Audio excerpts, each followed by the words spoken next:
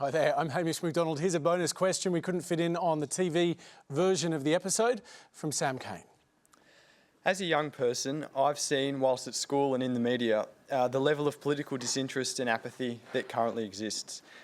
There are constant political scandals, members of parliament leaving one party and joining another, a never-ending election cycle, backflips and flip-flops, and some politicians trying to lead their party from the backbench.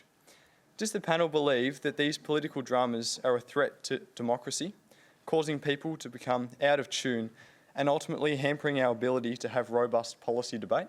If we can keep it brief, Cory White. Is it hampering democracy? Yes, I think it's feeding into part of the problem. This idea that politicians are turncoats who will use one set of principles to win office and then immediately, a la a certain politician, turn their back on it and Sorry, become who are you talking about there? I won't say. I don't want to get done for defamation or anything. But yeah, I think it is. Catherine King. I think that I get politics is pretty fierce at the moment, and it has been for a while. But it is, it's the system we've got, and it's so important. And I so desperately want young people to engage with it. I mean, politics is everywhere, and it is all around us, and it makes huge decisions for the future of the nation. And it's important you stay engaged, and I think it's up to all of us to try and be better every day. So, Cory Bernardi, do you see why so many people are disenchanted with our politics? Yeah, of course I do, and it's demonstrated in the ballot box. Something like 30% of people are voting differently in the upper house, and it's because they know the red team or the blue team are going to form the government, but they want an alternative vision or view in the upper house. The reason I left my party, the Liberal Party, which I was a member of for 30 years, was because I saw that crossbench being unprincipled. It didn't have the consistency of application, and someone needed to be there to keep a check and be, I guess, a compass for the government of the day, and I want to provide that. Sarah Henderson, do you acknowledge what was just described, that a lot of young people particularly look at the game that's being played and don't see a lot of hope?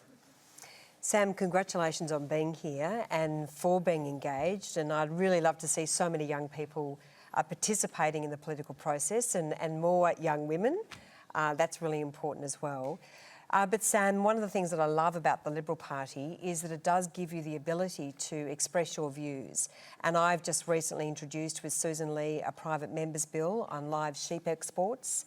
And in our party, unlike the Labor Party, where if you go against party policy, you do get expelled, we've got the ability to express our conscience and to stand up, in my case, I believe, stand up for the people I represent. So I want that to be a sign of giving you faith in the political system. Certainly it's not perfect, but that's a really good example of how politics can be very powerful, and also how politicians can follow their heart. Let's finish with a non-politician. Eric, given what Sam's seen here tonight, is there much room for optimism? I mean, a robust, respectful debate about a broad range of issues? Everything that is wrong with politics in this country is Cory Bernardi saying that he was elected to the Senate as a Liberal and then crawled off that ticket to start another party with views that are not representative of anyone in the community. I mean, this is proved in South Australia by the fact that you polled 3% of the vote with transphobic, homophobic, anti-immigrant, hateful views that wouldn't have been elected to the Senate had you not stood as a Liberal. Well, we'll see. And to pretend that that is principled is just appalling. Well, Sam,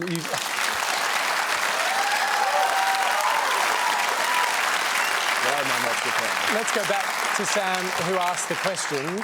Did you hear anything then that makes you feel optimistic and have more faith in our political system?